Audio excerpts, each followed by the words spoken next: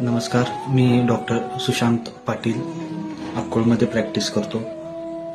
आता पावसाळा चालू झालेला आहे आणि पेपरमध्ये वाचल्याप्रमाणे आजूबाजूच्या गावात म्हणजेच खडकलाट किंवा कोल्हापूरसारख्या ठिकाणी किंवा आजूबाजूच्या गावात डेंग्यूची साथ पसरलेली आहे.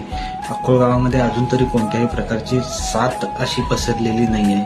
आपल्या ग्रामपंचायतीचे प्रयत्न आणि गावकऱ्यांनी सहकार्य करून साथ कोणत्याही प्रकारची येऊच नाही याची काळजी घेतलेली बरं. एकदा साथ आली तर पूर्ण गावातील प्रत्येक घरात एक ना एक पेशंट असते. त्यामुळं आर्थिक नुकसान होऊ नये आणि कोणत्याही प्रकारची वाईट घटना घडू नये यासाठी डेंग्यू होऊच नये याची काळजी घेणे खूप गरजेचे आहे. एकदा झाला तर 7 ते 10 दिवस त्या पेशंटला त्याचे वायाच गेलेले असतात. ते सोडून त्याच्या शरीरातील त्रास त्याला सहन करावे लागतात. त्यामुळे डेंग्यू होऊ नये यासाठी खबरदारी घेणे खूप गरजेचे आहे. आणि ती काही मोठी गोष्ट नाही आहे. फक्त ढास चावू नये याची काळजी घेतली की झाली.